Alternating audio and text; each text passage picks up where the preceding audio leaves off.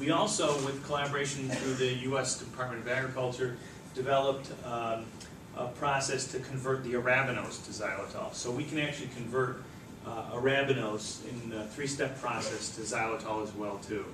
So in our feedstocks that are high in arabinose, and there's some feedstocks out there that are nearly 100% arabinose, we can convert those to xylitol as well too. So depending on the feedstock, we can now mix and match the different pathways together. We have a little bit of optimization probably still left to do to get, if we want them both to be working simultaneously on a particular feedstock, but depending on the feedstock. But we developed a number of different pathways for converting these.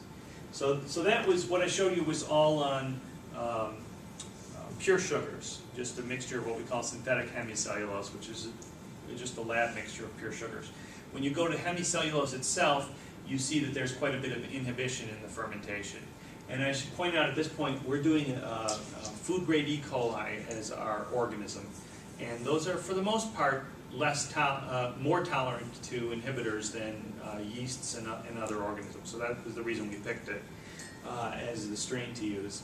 And we get okay growth, depending, here's a bunch of different things. We've got corn fiber, we've got corn stover, we've got hardwood, and we get pretty decent growth. The optical densities go up to about 3.5, but you can see there's a difference. But that's nowhere near what we need for a large-scale industrial fermentation. So it's very slow.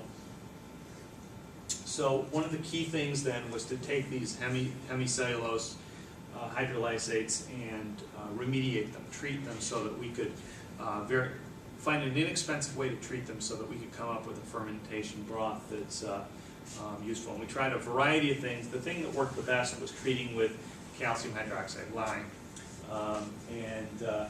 at high pH. So you can see we treated everything from sodium hydroxide to lime, and took this from pH 7 all the way up to pH 10.5, and we got the highest relative absorbance with the high pH.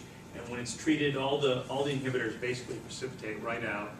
Very inexpensive to do, and we can then, here's a comparison of remediations. When we run the fermentation without doing the remediation, we've got 120-hour fermentation to get about 45 grams per liter. When we run it with the remediation, we get over 80 grams per liter in 48 hours. Actually, this keeps going, so we'll get above 100 grams per liter in about 72 hours. And actually, if we do a charcoal treatment as well too, that also improves the use. And we can get well over 100 grams per liter in under 50 hours, which is great. And we've done this with all kinds of different feedstocks. Again, everything from hardwood, softwood, corn, sugarcane bagasse, and it all works quite well. And it has a good effect of basically equilibrating the different feedstocks that we use. So after process, I forget which feedstock this is. I think it's probably sugarcane, but I'm not 100% sure.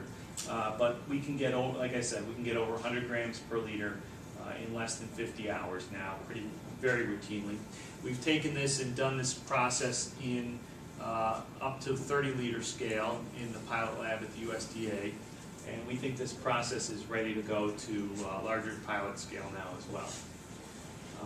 So again, we met the process goals. We can convert xylose to xylitol. The yield is essentially 98%.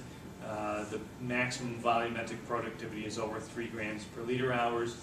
The yield is well over 100 grams per liter, and there's basically, you can see here, there's almost no presence of any other sugars or polyols in the mix at the end.